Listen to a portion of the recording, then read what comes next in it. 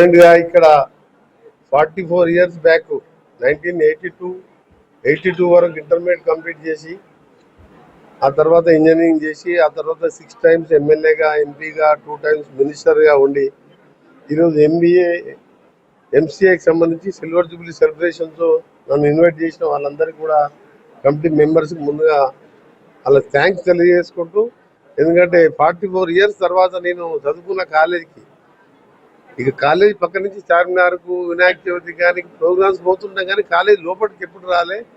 ఈరోజు రావడం ఓల్డ్ స్టూడెంట్గా 44 ఇయర్స్ తర్వాత నిజంగా చాలా సంతోషం అనిపించింది.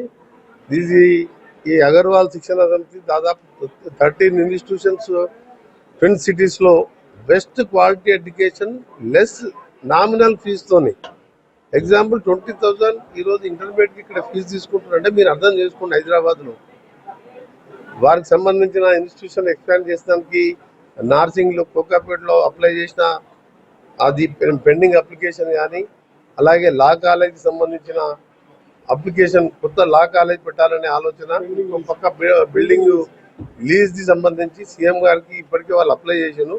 డెఫినెట్గా సీఎం గారి దగ్గరికి దాన్ని వెంటనే డిస్కస్ చేసి నెక్స్ట్ వీక్ వాళ్ళని కమిటీ వాళ్ళని పిలిపించి సీఎం గారితో కల్పించి దాన్ని ఇచ్చేయడం. ఇక్కడ మా గవర్నమెంట్ మీరు అందరూ చూస్తున్నారు, యంగ్ ఇండియా స్కూల్స్ అని 20,000తో గవర్నమెంట్ స్కూల్స్ కడుతున్నాం. ఎందుకంటే మొత్తం ప్రైవేట్ అయిపోయి మామూలు లేబరు ఆటో డ్రైవర్ కూడా ఒక పూట తిని ఒక పూట తినక ప్రతి పిల్లగాన్ని ఇంగ్లీష్ మీడియం ప్రైవేట్ స్కూల్లో చేస్తే మా పిల్లగాడు పెద్దోడు అయిపోతున్నాడు అనుకుంటున్నాం. కానీ మా గవర్నమెంట్ ఆలోచన ఏంటంటే ఎనీ గవర్నమెంట్, మా గవర్నమెంటే కాదు, నేను అందరికీ రిక్వెస్ట్ చేస్తాను,